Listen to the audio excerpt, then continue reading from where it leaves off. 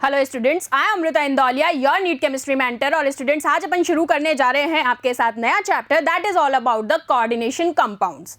अब coordination compounds एकदम ही नया चैप्टर है, पुराने वालों से कोई इसका लिंक नहीं है और ये आपके इनऑर्गेनिक का भी सेशन है।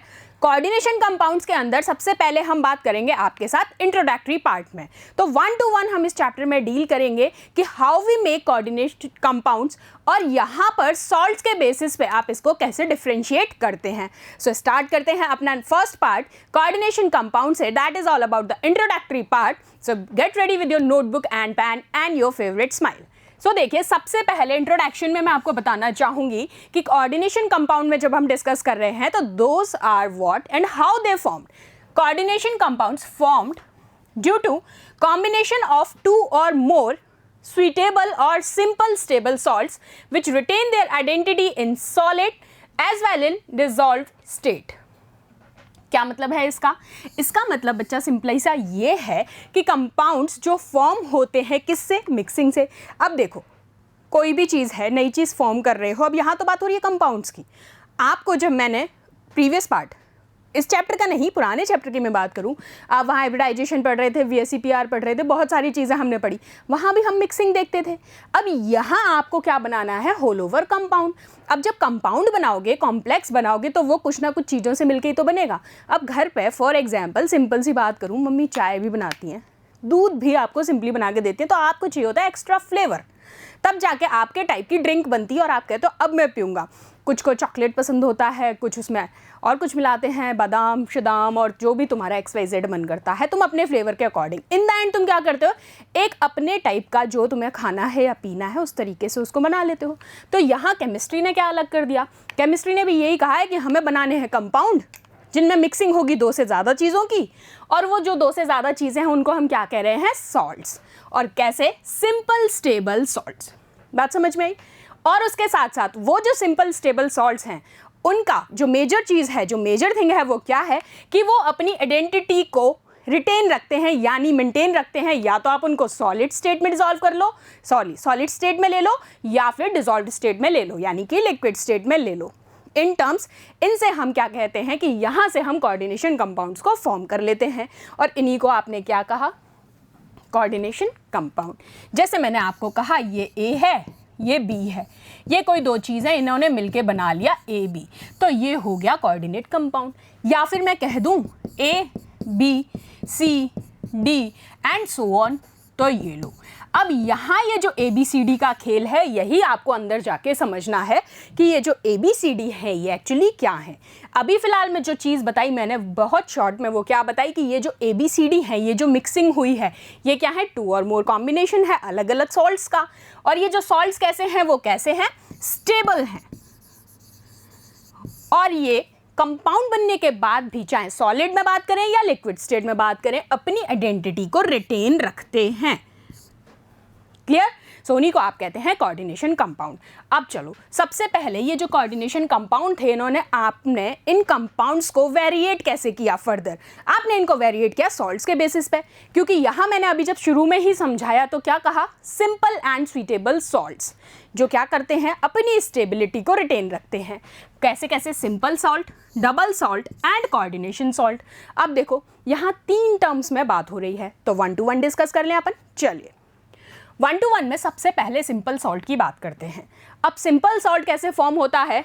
By the neutralization of an acid by a base. क्या कराएंगे? सिंपल सॉल्ट की टर्म में बस इतनी सी बात याद रखनी है, it is form by neutralization of an acid by a base. Reaction देखते हैं। रिएक्शन आपने ली NaOH की, जिसको आप क्या कहते हैं? Sodium hydroxide. और किसके साथ? By an acid by a base. एक एसिड लिया है, एक बेस लिया है, ये रहा आपका एसिड, आपने ले लिया HCl। जब आपने इन दोनों की मिक्सिंग कराई तो आपने क्या कहा? यहाँ बन गया एक NaCl और ये कीजिए वाटर क्या हो गया? सेपरेट। तो आपने कहा कि ये कंप्लीटली डिसोसिएट हो जाते हैं वाटर में, जिनको आप कहते हैं in term very short way simple salts, जो कि कंप्लीटली डिसोसिएट हो जाते हैं किसके अंदर? वाटर के अंदर। ये लीजिए, नमक लिया आपने, पानी में घुलाया, घुल जाता है, डिसॉल्व हो जाता है इजीली, यही मैंने आपको सिंपली बताया। लेकिन जब वो पानी में भी डिसॉल्व हो रहा है, अगर उसकी आयनिक फॉर्म में आप बात करेंगे तो ये भी आपको पता है, मैं पढ़ा चुकी हूँ कि कौन से फॉर्म में डिसोसिएट होता है, Na+ एंड Cl-। तो होपफुली कोई दिक्कत नहीं है। तो सिंपल सॉल्ट हमने देख लिया कि बहुत ही बेसिक टर्म है जिसका क्या होगा, कैसे फॉर्म होगा, by the neutralization of an acid by a base. चलिए नेक्स्ट देखते हैं डबल सॉल्ट। अब नाम से ही समझ में आ रहा है डबल, वो था सिंपल, यहां है डबल, मतलब एक से तो ज्यादा होंगे। अब वो कितने हो ये डिपेंड करता है। चलो, फॉर्म बाय कॉम्बिनेशन ऑफ 2 और मोर सॉल्ट इन स्टाइक्योमेट्रिक रेशियो, 2 और मोर सॉल्ट्स इन स्टाइक्योमेट्रिक रेशियोज। अब ये जो रेशियोज हैं ये आपको पता होने चाहिए, या फिर सॉल्ट की बेसिसिटी पे डिपेंड करता है कि किस तरीके का सॉल्ट आपने लिया है। ठीक है, अब बस इतना पता है आपको कि ये जितने भी सॉल्ट्स मिक्स होंगे, क्योंकि 2 या 2 से ज़्यादा सॉल्ट्स मिक्स होंगे स्टाइक्योमेट्रिक रेशियो में, तभी आपका डबल सॉल्ट बनेगा। दूसरी चीज़ ये कि ये भी कंप्लीटली डिसोसिएट होते हैं वाटर के अंदर। ठीक, सिंपल भी डिसोसिएट होते थे, डबल भी डिसोसिएट होते हैं। चलो एक एग्जाम्पल लेते हैं, मोर सॉल्ट पढ़ा है हमने, मेटलर्जी चैप्टर पढ़ाया था, सारे सॉल्ट्स बताए थे। मोर सॉल्ट का फॉर्मूला क्या होता है, होपफुली याद हो जाना चाहिए, FeSO4.NH4 होल ट्वाइस SO4.6H2O। ये आपका मोर सॉल्ट का फॉर्मूला है। क्या है, again I repeat, FeSO4.NH4 whole twice SO4.6H2O। अब यहाँ पर आप देखिए कि अगर मैं इस मोर सॉल्ट को वाटर के अंदर डिसॉल्व कर रही हूँ तो क्या इसके आयंस जो डिसोसिएट होंगे वो किस किस फॉर्म में होंगे, Fe+2 के फॉर्म में, ये दिख रहा है आपको, NH4+, SO2- और SO4 इस फॉर्म में होंगे। तो आपने कहा कि ठीक है मोर सॉल्ट है, क्योंकि वो कॉम्बिनेशन किसका है, इट्स एन डबल सॉल्ट, और यहाँ पर एक से ज़्यादा सॉल्ट्स यहाँ पर मिक्स हुए हैं। देख लीजिए FeSO4 NH4, जब ये सॉल्ट्स की मिक्सिंग मैंने वाटर में कराई है तो ये आयंस में कैसे डिसोसिएट हुए, Fe2+, SO4 एंड NH4+। कोई दिक्कत नहीं है। और ये कैसा कलर का होता है, लाइट ग्रीन इन कलर होता है। ये हम अभी सिंपल इंट्रोडक्टरी पार्ट की बात कर रहे हैं। ठीक है, चलिए नेक्स्ट देखते हैं कोऑर्डिनेशन सॉल्ट। सिंपल समझ में आ गया, डबल समझ में आ गया। अब कोऑर्डिनेशन में डिफरेंस क्या है, this is also form by combination of 2 और मोर सॉल्ट्स, क्योंकि कोऑर्डिनेशन तभी तो है कि जब आप एक से ज़्यादा की बात कर रहे हैं, क्योंकि रिलेशन करेंगे, कोऑर्डिनेट करवा रहे हैं 2 और मोर सॉल्ट्स इन स्टाइक्योमेट्रिक रेशियो।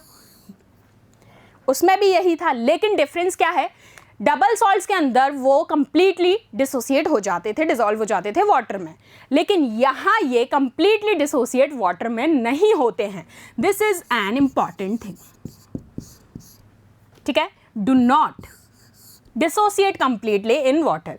चलो रिएक्शन बेसिस देखते हैं। ये आपने कॉम्प्लेक्स लिया, आओ दिख रहा है, ये देखो आपने लिया K4FeCN6। अब ये K4FeCN6 को आपने जब डिसोसिएट कराया, और मैंने अभी कहा कि ये कंप्लीटली डिसोसिएट नहीं होगा वाटर के अंदर। अब कैसे नहीं होगा, यहां आप देखो क्या बन रहा है कि ये जब डिसोसिएट होगा तो ये जो K4 है ये तो K+ आयन में डिसोसिएट हो गया, और ये जो कॉम्प्लेक्स है, ये जो कोऑर्डिनेट एंटाइटी है, इसको बोलते हैं आप कोऑर्डिनेट एंटाइटी, जिसके अंदर आपका लिगेंड और ये मेटल एटम है, ये भी अभी एक्सप्लेन करेंगे।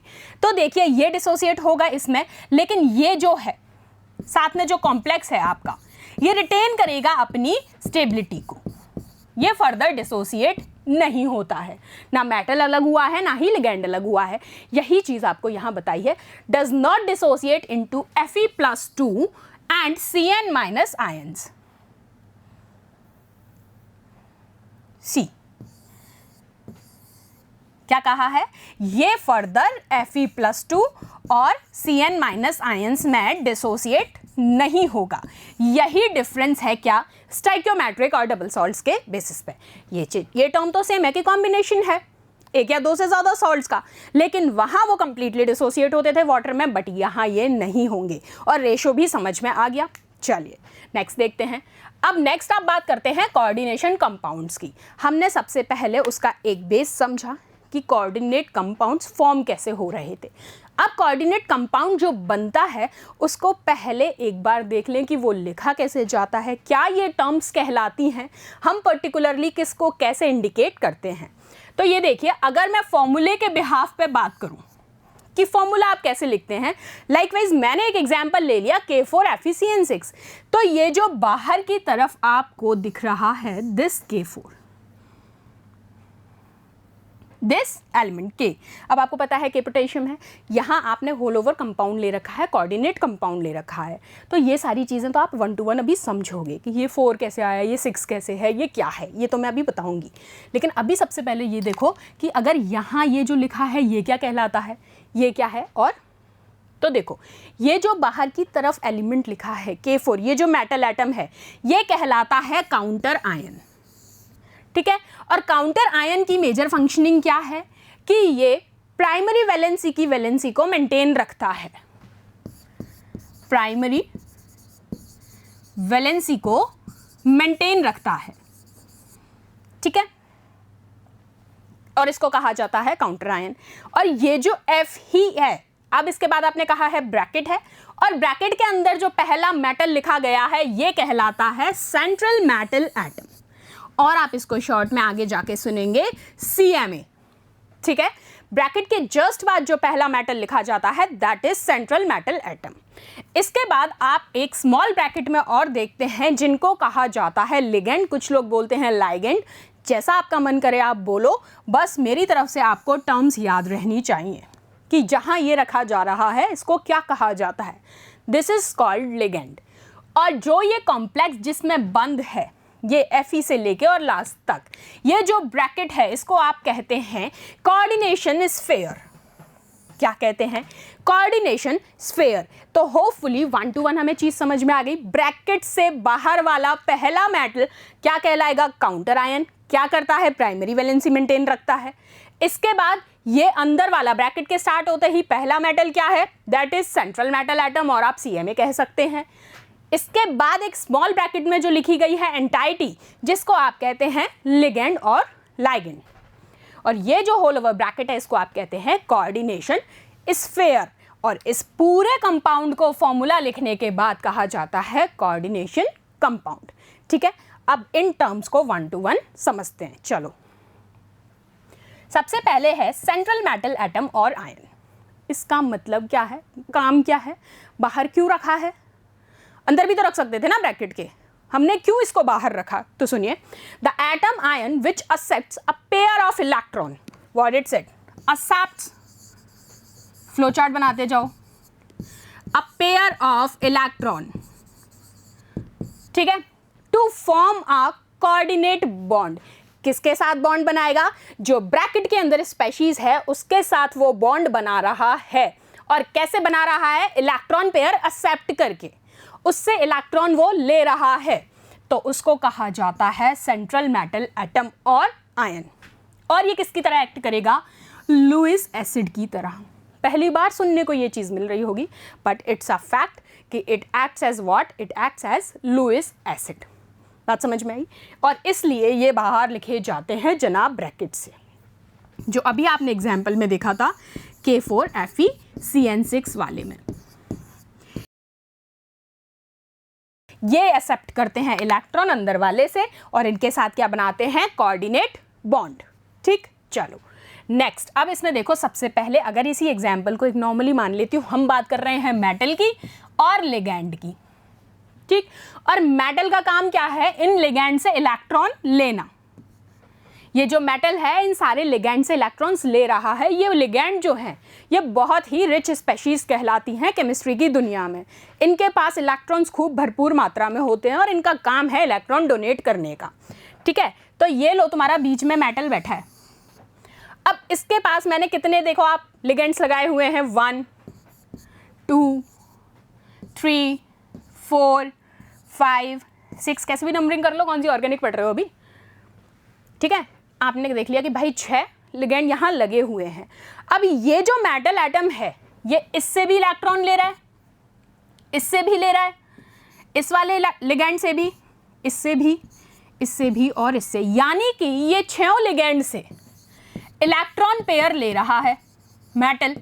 अब जब 6 से ले रहा है और हर इलेक्ट्रॉन पेयर 2-2 इलेक्ट्रॉन तो देंगे, पेयर का मतलब ही क्या है 2 इलेक्ट्रॉन, तो आपने ये कहा ये भाई साहब यहाँ पे 12 इलेक्ट्रॉन ले रहे हैं, ये मेटल एटम बीच वाला इसने 12 इलेक्ट्रॉन ले लिए, तो फिलहाल में राजा कौन हो गया ये। और ये इलेक्ट्रॉन इतने क्यों ले रहा है, ज़रूरी नहीं है कि ये हर बार 6 ही लेगा, ये कई बार होगा 4 भी लेगा, 2 भी लेगा, 1 लेगा। होल ओवर समरी क्या होगी, आपको अगर याद हो कि मैंने एक सेशन में आपको पढ़ाया था कि जितने भी ये एलिमेंट्स हैं, ये मेटल एटम हैं, ये अपने near by noble gas configuration को अटेन करना चाहते हैं, क्योंकि नोबल गैस कॉन्फ़िगरेशन वाले एलिमेंट्स क्या हैं, वो हैं राजा अपनी सीरीज़ के, उनके पास कोई कमी नहीं है इलेक्ट्रॉन्स की, तो वो क्या करते रहते हैं दान। अब उनका दान पुण्य किस फॉर्म में होता है, इलेक्ट्रॉन पेयर की फॉर्म में, जो यहाँ पर कौन कर रहे हैं, लिगेंड महाराज। अब ये लिगेंड महाराज इलेक्ट्रॉन दे देते हैं मेटल को, और ये जो मेटल है वो उतने इलेक्ट्रॉन लेता है जिससे वो अपने सेम सीरीज की नोबल गैस कॉन्फ़िगरेशन को अटेन कर सके। बस इतनी सी बात याद रखनी है, ठीक है। मैंने इस एग्जाम्पल से समझाया है कि ये यहाँ पर कितने इलेक्ट्रॉन ले रहा है, 12, हर लिगेंड से 2-2। चलो अब देखो एग्जाम्पल, अब ये जो है, अब सेंट्रल मेटल एटम चल रहा है अपना, आयन कह लो एटम कह लो। अगर मैं इस कॉम्प्लेक्स में बात करूं K4FeCN6 तो तुम्हें रट गया, दूसरे एग्जाम्पल भी तो रिलेट करना आने चाहिए, सिर्फ एग्जाम में K4FeCN6 ही थोड़ी आएगा बार बार। मान लीजिए आपको ये एग्जाम्पल दिया हुआ है NiCl2H2O होल 4, तो मुझे यहाँ पर ये बताओ देख के कि यहाँ पर सेंट्रल मेटल एटम क्या होगा। अभी आपने कहा कि यहाँ पर अगर सेंट्रल मेटल एटम की बात करें, वो है जो क्या कर रहा है, इलेक्ट्रॉन ले रहा है, कहाँ से, अंदर वाले से कोऑर्डिनेट बॉन्ड बनाने के लिए। अब लेकिन क्योंकि आपको यहाँ दिख रहा है बाहर तो है ही नहीं, तो हमें पता है कि हम सीधे सीधे टारगेट किसको करेंगे, मेटल स्पेशीज को। मेटल स्पेशीज को आपने टारगेट किया, ये लो, तो आपका क्या हुआ, ये यहाँ पर सेंट्रल मेटल एटम कौन है, निकल +2। अगर इस कॉम्प्लेक्स में मैं बात कर लूँ, इस कोऑर्डिनेट कंपाउंड में बताओ COCl NH3 होल 5, चलो चार्ज को हटा दो, अभी ये हम बाद में समझेंगे। मुझे यहाँ से बताओ कि इसमें से सेंट्रल मेटल एटम आयन और किस तरह कॉन्ट्रैक्ट कर रहा है। तो आपने कहा मैम कोबाल्ट या क्लोराइड, क्लोराइड क्या है, हैलोजन। अब ये हैलोजन है, नेगेटिव चार्ज स्पेशीज है, तो ये तो करेगा नहीं, कौन करेगा, कोबाल्ट। सिर्फ मेटल को देखना है। आपने कहा ये लीजिए CO+3, बहुत बढ़िया, ये लिख दिया ना तो काम हो जाएगा खत्म, कोबाल्ट नहीं कहलाएगा फिर ये हो जाएगा कार्बन मोनोऑक्साइड। ये मत लिख देना, cobalt is C and small o, ठीक है। चलो हटा देती हूँ वरना तुम लिख ही लोगे। अब चलो नेक्स्ट, FeCN6 3- वहाँ बता दो मुझे। अब तो समझ में आ ही गया सेंट्रल मेटल एटम किसको कहा जा रहा है, जो अगले से इलेक्ट्रॉन लेगा, कोऑर्डिनेट बॉन्ड बनाएगा, बढ़िया से स्टेबल रहेगा और कंपाउंड बना के मस्त ऐश करेगा, that is central metal atom और आयन, ठीक है। चलो नेक्स्ट देखते हैं लाइगेंड और लिगेंड, कुछ भी बोलो। The ion molecule which donate a pair of electron, अभी मैं यही कह रही थी, ये जो मेटल था इसकी 6, चलो 4 मान लेते हैं, यहाँ लिगेंड, यहाँ लिगेंड, यहाँ लिगेंड, पढ़ेंगे अपन अभी डेंसिटी के बेसिस पे भी। अब इनके पास ये रहे इलेक्ट्रॉन, इससे भी ले रहा है, इससे भी ले रहा है, इससे भी ले रहा है, इससे भी ले रहा है। तो आपने पढ़ लिया कि भाई लिगेंड क्या है, जो डोनेट करता है इलेक्ट्रॉन का pair to form a coordinate bond. और यहाँ जो लिगेंड है वो किसकी तरह एक्ट करेगा, लुईस बेस की तरह। दिस इज इंपॉर्टेंट, हमेशा एग्जाम में ये नहीं पूछा जाता कि लिगेंड क्या कहलाता है, ये क्या कहलाता है, ये तुम्हारे सीखने के लिए है क्योंकि अभी इंट्रोडक्टरी पार्ट पे हो। उसके बाद सीधे कॉम्प्लेक्स से क्वेश्चन पूछा जाएगा, दूसरा लैंग्वेज क्वेश्चन पूछा जाएगा कि किसकी तरह एक्ट करते हैं, तो याद रखना है लुईस बेस की तरह एक्ट करते हैं। चलो एग्जाम्पल देखते हैं। अब यहाँ बताओगे लिगेंड्स, पहले सेंट्रल मेटल एटम आयन हमने ढूंढा था, अब हम ढूंढेंगे कि इन कॉम्प्लेक्सेस में लिगेंड्स क्या क्या हो सकते हैं। तो चलो सबसे पहले मुझे बताओ, छुपा लिया मैंने, नहीं दिखाऊंगी, इसमें बताओ NiCl2H2O होल 4, इसके अंदर लिगेंड बताना है सेंट्रल मेटल एटम। मैं बता देती हूँ, ये रहा निकल, +2 के फॉर्म में आ जाएगा, निकल +2। अब मुझे बताओ Cl2 और H2O4 में से लिगैंड कौन कौन होंगे, जल्दी बताओ। शाबाश, ये दोनों ही लिगैंड की तरह एक्ट करेंगे, क्योंकि भाई लिगैंड का काम क्या है, आपने कहा हटा दूं मैं यहाँ से, पता तो दिया सेंट्रल मेटल एटम क्या है, निकल +2। चलो इससे कोई मतलब है नहीं, हमें ढूंढना है लिगैंड। अब यहाँ पर Cl भी और H2O भी दोनों एक्ट करेंगे लिगैंड की तरह। क्यों? क्योंकि आपको पता है Cl के पास कितने लोन इलेक्ट्रॉन्स बचे हैं, 1 2 3 4 5 6 7, और फिर माइनस चार्ज और आ जाता है, तो एक और काउंट हो गया, तो आपने कह दिया 7 लोन पेयर और एक ये नेगेटिव वाला, तो 8 तो इसके पास है। अगर H2O में बात करूं तो तुम्हें भी पता है ऑक्सीजन के पास भी लोन पेयर है या नहीं, हटाई दो, ढंग से लिखते हैं। H2O के पास भी लोन पेयर्स प्रेजेंट हैं, तो भाई दोनों की दोनों ही लिगैंड की तरह एक्ट करेंगे। इस वाले एग्जाम्पल में देखते हैं, नेक्स्ट एग्जाम्पल में देखते हैं इस चीज को। नेक्स्ट एग्जाम्पल देखिए, COCl NH3 2+ hold over species. यहाँ हमें फिर से वही, ये कोबाल्ट है, लिगैंड फाइंड आउट करना है, तो ये जो Cl है अभी बताया, ये तो एक्ट करेगा ही, साथ साथ NH3 भी करेगा। अब आप कहोगे मैम NH3 कैसे करेगा, हाइड्रोजन तो पॉजिटिव स्पेशीज हो गई, तो नाइट्रोजन के पास तो है ना इलेक्ट्रॉन, जरूरी नहीं कि वो बंदा खुद ही करे, पास वाले के साथ भी उसके आप देख के चलेंगे कि वो इलेक्ट्रॉन नहीं दे सकता, पास वाला तो दे सकता है उसके साथ जो बॉन्डिंग कर रहा है, तो पास वाले के इलेक्ट्रॉन निकालो। सिंपल भाषा में समझना है। तुम पार्टी में जाते हो, ठीक है, नॉर्मल दोस्तों के साथ बर्थडे ट्रीट ले रहे हो, तुम्हारी जेब में पैसे नहीं है बट खाना है, लेकिन तुम्हारा दोस्त इतना ट्रस्टवर्दी है कि भाई चला तेरे पास नहीं है मैं दे दूंगा, तो बस ये भाईचारे वाली बात है। इसके पास भाई ये डोनेट नहीं कर सकता, इसकी परिस्थिति है, इसकी थोड़ी है, इलेक्ट्रॉन है, हमें होल ओवर स्टेबल करना है, तो तुमने कहा ये भी लिगैंड है, ये भी लिगैंड है। चलो नेक्स्ट, अब इस वाले में बताओ FeCN6 3-, क्या इसमें Fe लिगैंड होगा?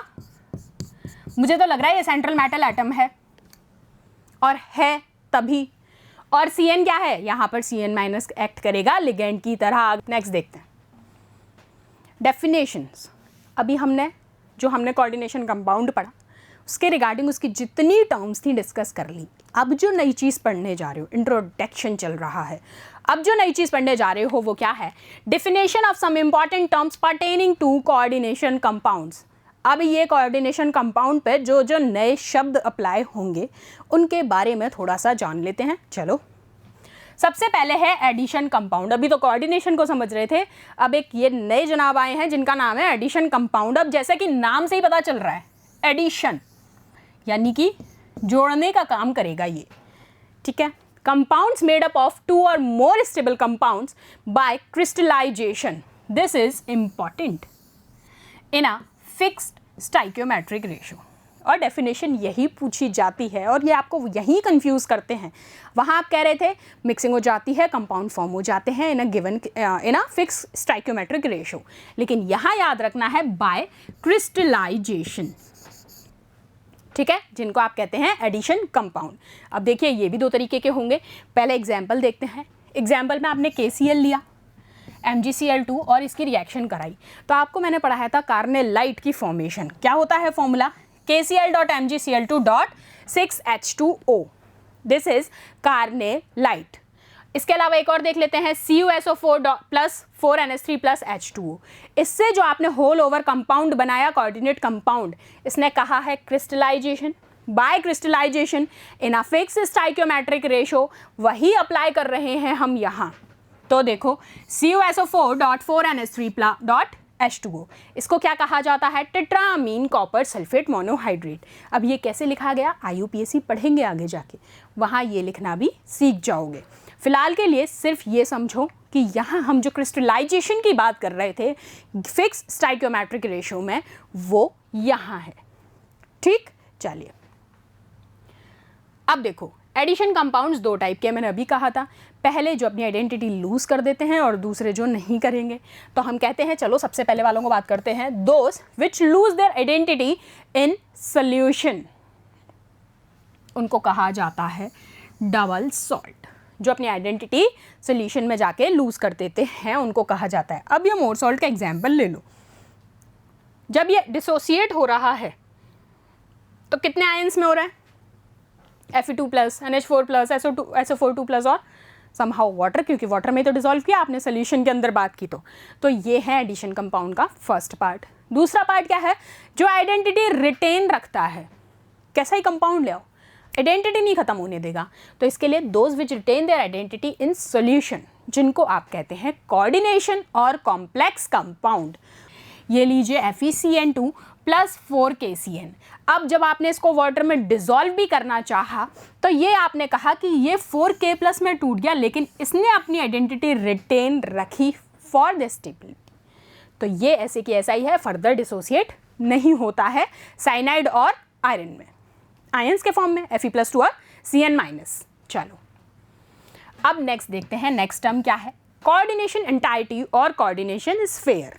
इससे क्या मतलब है, अभी हमने बताई थी कि जो सारे ligand, metal, central metal atom, इन सबको हमने एक ब्रैकेट के अंदर लिखा था, जिसको आपने कहा कोऑर्डिनेशन एंटाइटी और कोऑर्डिनेशन स्फीयर। अब इसकी बात करते हैं। It constitutes a central metal atom और ion bonded to a fixed number of ions or molecules with coordinate bonds। ठीक है, यही बात थी। एग्जाम्पल देखते हैं। In coordination sphere entity of COCl3.NH3 whole thrice. बड़े ध्यान से देखना इसको फिर से, तुमने अभी पढ़ लिया है, लेकिन एक बार जब अगर लैंग्वेज फॉर्म में क्वेश्चन आता है तो कैसे आता है, इसलिए एग्जाम्पल लैंग्वेज फॉर्म में बता रही हूँ। कोबाल्ट आयन ये रहा, is surrounded by 3 ammonia and 3 chloride ions। दिख रहा है, और यहाँ पर ये ही आपका क्या है, सेंट्रल मेटल एटम, ये दोनों क्या है, लिगैंड, और ये जिस ब्रैकेट के अंदर बंद है वो क्या है, कोऑर्डिनेशन स्फीयर और एंटाइटी। तो पहचान लोगे, अब कोई दिक्कत नहीं है, बढ़िया। चलो अब सेंट्रल एटम आयन और in coordination entity, the atom ion to which a fixed number of ions or groups are attached in a definite geometrical arrangement around it। central metal atom वही तो था, ये लो,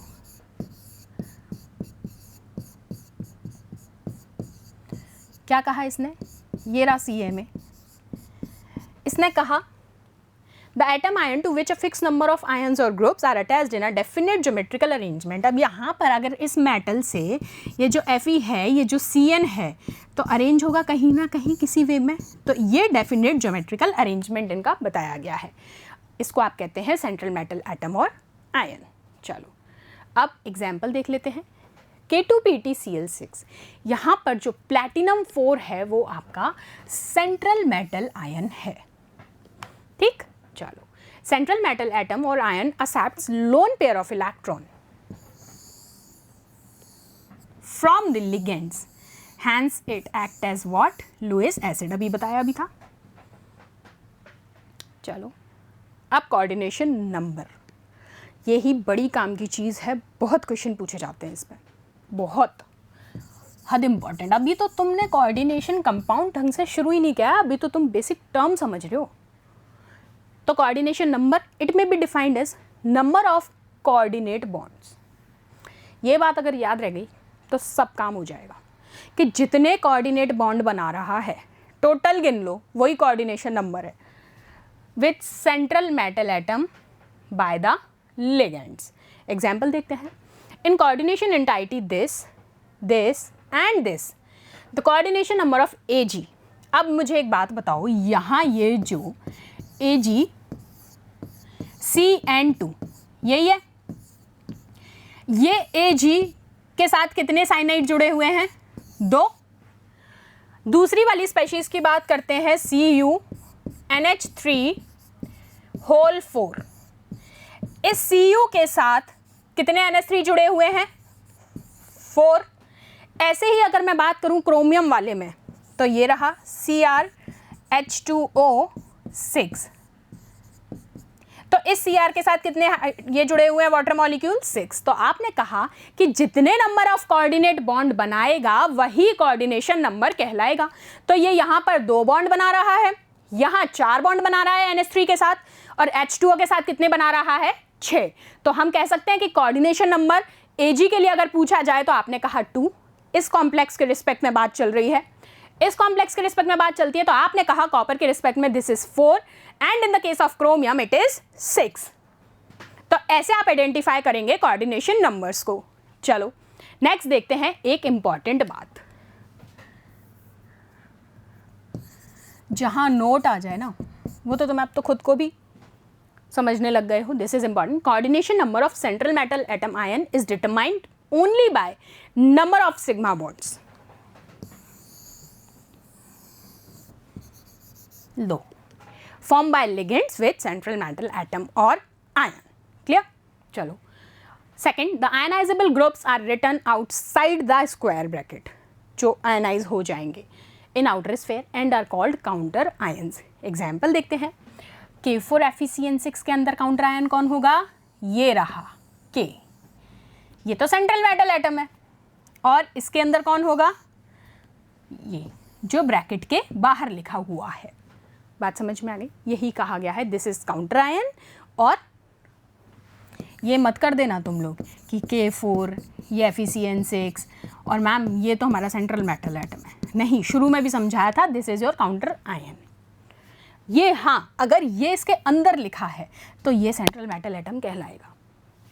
ठीक है, चलो अब नेक्स्ट है कोऑर्डिनेशन पॉलीहेड्रन। ये भी एक टर्म है, ये भी पढ़ लेते हैं।